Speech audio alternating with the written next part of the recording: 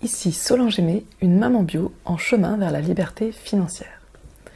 Nous sommes dimanche 7 janvier 2018, il est 21h15 et ceci est mon petit bilan de ma première semaine de l'année 2018.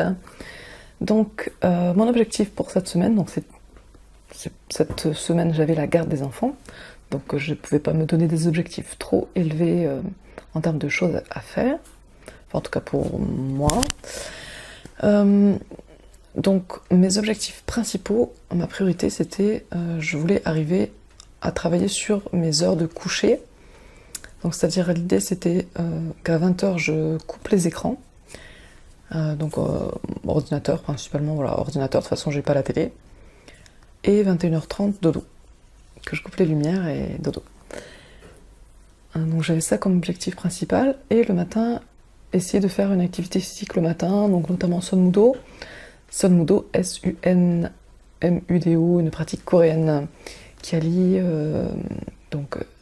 assouplissement, renforcement musculaire, travail sur les énergies, etc. Une pratique très complète que j'aime beaucoup, mais que je prends pas le temps de pratiquer.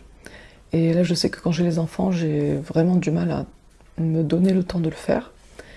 Et donc du coup j'avais pour objectif de faire ça le matin, ou du moins d'essayer. Je savais que avec les enfants, je rêve pas forcément tous les jours, pas beaucoup.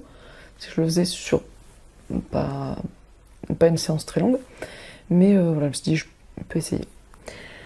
Donc c'était ça mes objectifs principaux. Donc concrètement sur ça, j'ai eu du mal à y arriver. D'une parce que j'ai accumulé beaucoup de choses à faire, vu que depuis toujours je suis quelqu'un qui n'est pas forcément très organisé, mais je travaille sur ça depuis un moment, je me suis améliorée. Mais là cette année j'ai vraiment pour objectif d'être super bien organisée, bien cadrée, que ça soit vraiment que je puisse avancer le plus rapidement possible vers mes objectifs, que je puisse atteindre mes objectifs de liberté financière cette année. Donc d'une, voilà, il y avait le fait que j'avais beaucoup de choses accumulées et qu'il fallait absolument que je fasse, et notamment comme j'avais la garde des enfants en journée, je pouvais pas trop, et donc le soir forcément quand les enfants étaient couchés, je faisais ce que j'avais à faire, et du coup je me retrouvais à me coucher tard. Donc, globalement je me suis couchée entre 22h et minuit cette semaine, donc j'étais pas très contente au niveau de mes objectifs, mais je sais que j'ai fait de mon mieux. Et les quelques fois où j'ai réussi à me coucher pas trop tard, j'avais les pensées qui tournaient, et je pensais à plein de trucs. Alors, je pense qu'il y a deux choses. D'une aussi parce que par rapport au nouvel an, j'ai eu quelques jours pour moi et je me suis couchée une fois à 7h du matin et deux fois à 4h du matin. Donc du coup, pour réguler, retrouver un bon rythme au niveau du sommeil, voilà, il faut que je sois patiente. Et deuxièmement, aussi j'ai remangé des cochonneries à Noël pendant les fêtes de famille. Et je sais que voilà, quand je mange du sucre raffiné, du gluten, quelques produits laitiers, j'ai du mal à m'endormir le soir. Voilà, et donc c'est vrai que là, voilà, avec tout ça, plus le fait que en fait j'avais plein de choses qui me passaient la tête et je me disais ah oui j'ai ça à faire. Alors je notais sur mon téléphone, sur ma liste de choses à faire. Et après voilà, je refermais les yeux. À quelques secondes, quelques minutes après, ah oui mais j'ai ça aussi. Parce que j'ai des périodes où j'arrivais à être un peu organisée et je gérais, j'avais une liste, je m'organisais sur une liste de choses à faire. Et quand j'ai pas cette liste de choses à faire, là ça fait un moment que je l'avais pas vraiment refaite, j'ai des pensées qui me polluent entre guillemets, c'est parce que je me dis ah oui c'est vrai que j'ai ça à faire, mais si je le note pas, ça va rester dans ma tête et ça va ressortir plus tard. Et notamment le soir quand je me repose, j'y repense le soir. Alors que quand j'ai cette liste de choses à faire, je sais que si j'ai bien noté les choses régulièrement, dès que j'y pense je note, le soir je vais avoir l'esprit plus calme, je vais pas me dire ah oui il y a ça que j'ai pas fait, j'ai pas noté, j'ai pas fait, il faut que je le fasse. Donc voilà, il y a plusieurs choses qui ont fait que le soir j'avais du mal à m'endormir tôt, donc ça c'est pas tenu, mais en tout cas j'ai la motivation de le faire de plus en plus. Le matin, j'ai pas réussi à faire ma pratique physique, sauf peut-être deux matins, plus ou moins 5 minutes. Mais bon, voilà, je sais que je fais de mon mieux. Par contre, les points où je suis très contente, ce que j'ai mis en place, ce que j'ai essayé de faire, l'un de mes objectifs qui était pour cette semaine et qui est pour tous les jours, c'était le soir en me couchant et le matin, de me répéter mes objectifs et autres, donc en fait, qui étaient dans le livre de Napoleon Hill, dont le titre est Réfléchissez et devenez riche. Il a donné 6 instructions que du coup je mets en place. Donc la première, déterminer la somme exacte que l'on souhaite. Deuxièmement, la date à laquelle on souhaite l'obtenir, avoir cette somme. Troisièmement, établir un plan. Troisièmement, décider de ce qu'on va donner en échange pour cette somme. Quatrièmement, définir un plan précis pour arriver à cet objectif. Cinquièmement, noter tout ça sur un papier. Et sixièmement, lire cette feuille et répéter le soir en se couchant et le matin. Donc c'est ce que j'ai fait, peut-être 2 fois où j'étais tellement crevée que j'étais en train de commencer à le dire dans ma tête et puis j'ai dû m'endormir pendant que je faisais mes trucs. Donc ça, je suis très contente. J'ai fait beaucoup de pensées positives, donc sur l'abondance, sur le fait que je suis de plus en plus organisée, que je mets en place des nouvelles habitudes qui m'amènent à une vitesse phénoménale vers la liberté financière. Et mon premier million, donc ça je suis contente. J'ai mis en place, j'ai ressorti un tableau que j'avais créé, que j'avais pas tenu, de gestion de mon argent, notamment où je note par catégorie les dépenses, donc par exemple concernant les enfants, concernant la nourriture, concernant les charges, concernant les déplacements, donc l'essence, les péages, le bus, etc. Un tableau concernant les rentrées d'argent, donc par catégorie, donc tout ce qui est les aides extérieures comme les aides de la CAF, les revenus passifs, donc là je note les revenus issus de mon livre, et j'ai des petits gains d'affiliation sur Amazon, donc j'ai ça pour l'instant dans mes revenus passifs, mes revenus de la danse, mes revenus autres, voilà un peu globalement, et je fais un calcul en fait à quel pourcentage je suis de ma liberté financière. Donc en fait pour calculer ce pourcentage, je fais les dépenses, non c'est c'est les revenus passifs par rapport aux dépenses.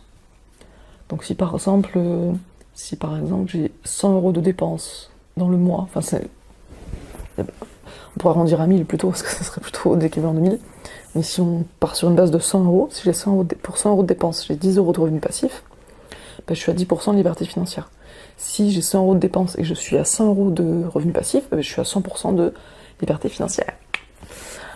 Et donc j'ai mis ça en place sur mon tableau, et là j'ai commencé à mettre en place aussi des pourcentages, c'est-à-dire sur les revenus que je vais avoir, je vais mettre 10% de côté pour moi, pour investir quand j'ai des occasions pour investir, 5% de côté pour le loisir, 5% de côté pour investir dans la danse, donc me former, 5% pour investir au niveau de tout ce qui est hygiène de vie naturelle. Voilà, j'ai plusieurs trucs comme ça où je mettrai, j'ai calculé à peu près 55-60% qui sera de mes revenus qui sera mis de côté pour différents domaines, et donc 40-45% pour le quotidien. Donc ça c'est mon objectif. Donc l'enveloppe, c'est ce que j'appelle des enveloppes en fait. Donc l'enveloppe loisir, elle sera ce que j'ai mis de côté dans un mois, et ben je le dépense le mois suivant. Et il y a des enveloppes qui sont pour garder. Et j'ai une enveloppe sécurité financière. Donc ça c'est une enveloppe que je garde de côté. Si jamais en cas de besoin, ben j'ai cette sécurité. Donc ça je suis contente, j'ai fait ça. Et aussi mon objectif pour cette année, c'est de manger cru pour pouvoir avoir de l'énergie. Donc il y a le sommeil et manger cru aussi, parce que l'année qui est passée là, j'avais tendance à pendant un mois je mangeais cru, et après pendant quelques jours je remangeais assez mal, et du coup je reperdais en énergie et j'étais très fatiguée, j'arrivais pas à avancer sur mes objectifs, à faire ce que j'avais à faire. Après je remangeais cru, puis après je remangeais mal, et du coup j'avais cet effet yo-yo qui fait que en fait le temps que j'aurais pu avoir de disponible pour avancer sur mes projets, bah, je l'utilisais à me reposer, à récupérer quoi, parce que mon corps il avait besoin de se régénérer, et aussi j'avais tendance à me coucher souvent tard aussi, donc ce qui fait que voilà, donc là je veux prendre vraiment des nouvelles habitudes, de me coucher tôt, de bien manger pour avoir vraiment de l'énergie et du temps pour pouvoir avancer sur mes objectifs, mes projets et mon objectif de liberté financière. Donc j'en étais où? Donc oui, manger cru. Et donc là je suis contente parce que j'ai mangé cru, je sens que j'ai de l'énergie. Voilà, mon objectif c'était le matin, même si je me couchais, l'heure de coucher n'était pas terrible, mais le matin c'était de me reposer comme je pouvais. Donc des fois les enfants se levaient avant moi, mais ils étaient sages, ils me laissaient tranquille, ils jouaient. Donc ça c'était cool. Et donc du coup, je sens que j'ai récupéré l'énergie, je suis de bonne humeur. Et donc ça je suis très contente parce que souvent quand j'ai la garde des enfants, c'est après quelques jours, je suis fatiguée, je suis stressée et j'ai tendance à replonger dans la malbouffe, enfin la malbouffe, des choses pas très saines, qui après me rendent fatiguée et encore plus stressée, énervée. C'est un cercle vicieux. Donc là je suis très contente, j'ai vraiment tenu, j'ai bien mangé, je suis très contente. Donc première semaine plutôt bien, je suis très contente et j'ai hâte de continuer sur mes objectifs. Et donc je referai peut-être une vidéo chaque semaine. Voilà je voulais, ou peut-être chaque mois. Je m'étais fixé de faire. Qu'est-ce que je m'étais fixé? De faire un bilan les 2 premières semaines de l'année et puis une fois par mois, je crois. Voir comment ça se passe par rapport à mes objectifs, si j'arrive à les tenir, et améliorer, voir ce que je peux améliorer pour vraiment arriver vers atteindre mes objectifs.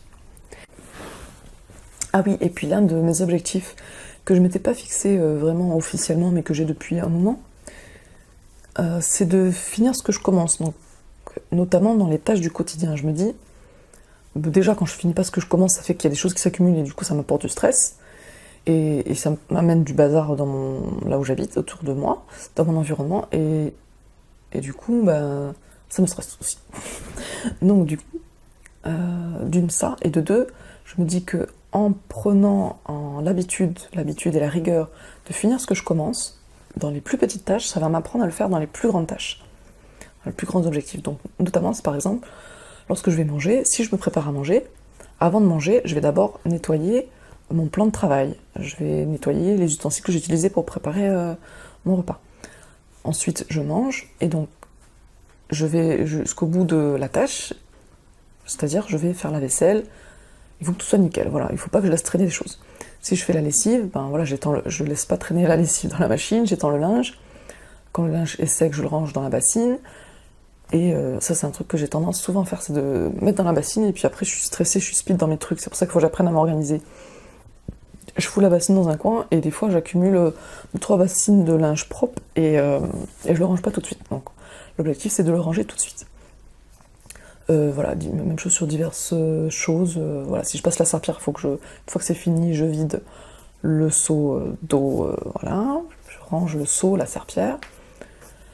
Si je fais les courses, je range les courses tout de suite après, je laisse pas traîner, etc., etc. Et donc cette semaine, j'étais plutôt contente, parce que même en ayant les enfants, on sait très bien que, je pense que si vous avez des enfants, vous savez que c'est très vite arrivé d'accumuler beaucoup de bazar.